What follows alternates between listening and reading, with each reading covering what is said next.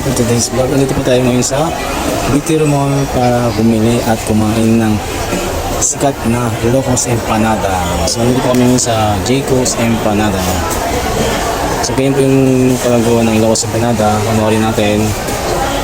Excited lang kumain kasi sabi nila sa mga social media, lalo na sa mga Facebook, TikTok, masarap daw po ito. So titikman natin. So guys, sabi nila siling ipilahan daw po ito. Ito, may mga nakapila na, ang dami na nanonood. Napanood kung paano gawin ng Ilocos Empanada. Empanada lang kasi, dati narinig na natin empanada. Pero parang hindi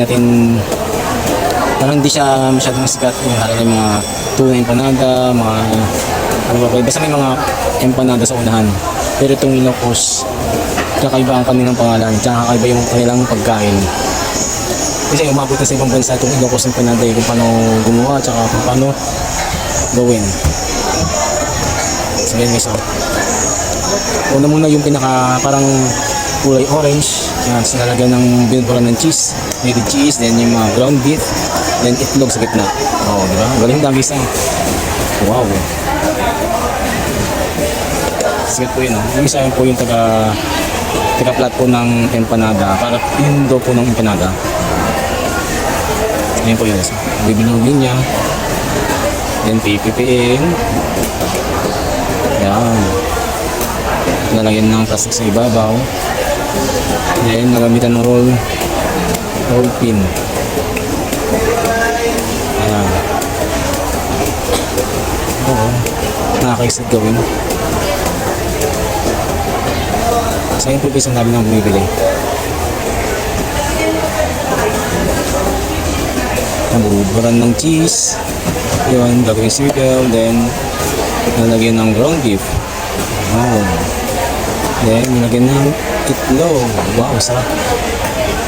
Then tatakbabad na naka end to end ng bilog. Then yun, ito pinaka-exciting part yan, yung ikakat niya ng plato. Then yun, iprito na. Wow. Isa pa, panoorin pa natin.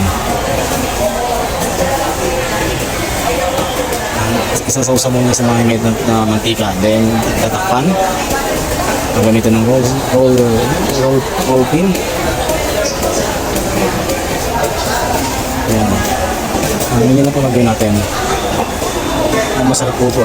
Titikman natin mamaya ito. Ayan. Isa pa, panoorin natin ulit. Yan, buburan. Then, lalagyan ng ground beef.